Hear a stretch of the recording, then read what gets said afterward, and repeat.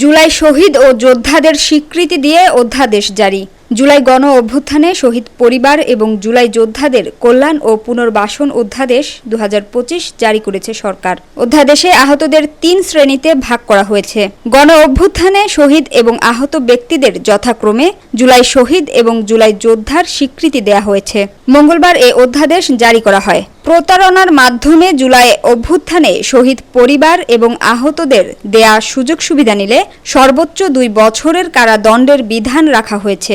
একই সঙ্গে 2 লাখ টাকা জরিমানা বা নেয়ার আর্থিক সহায়তার দ্বিগুণ পরিমাণ অর্থদণ্ডের বিধান রাখা হয়েছে এই অধ্যাদেশে। অধ্যাদেশে বলা হয়েছে, যদি কোনো ব্যক্তি জুলাই গণ অভ্যুত্থানে শহীদ পরিবারের সদস্য বা যে কোনো শ্রেণীর আহত জুলাই যোদ্ধা না হওয়া সত্ত্বেও উদ্দেশ্য প্রণোদিত বা জ্ঞাতসারে কোনো মিথ্যা বা বিকৃত তথ্য প্রদান বা তথ্য গোপন করে বা বিভ্রান্তিকর কাগজাদি দাখিল করে নিজেকে জুলাই গণ অভ্যুত্থানে শহীদ পরিবারের সদস্য বা আহত জুলাই যোদ্ধা দাবি করে কোনো চিকিৎসা সুবিধা বা আর্থিক সহায়তা বা পুনর্বাসন সুবিধা দাবি করে বা গ্রহণ করে, তাহলে তিনি অপরাধ করেছেন বলে গণ্য হবে।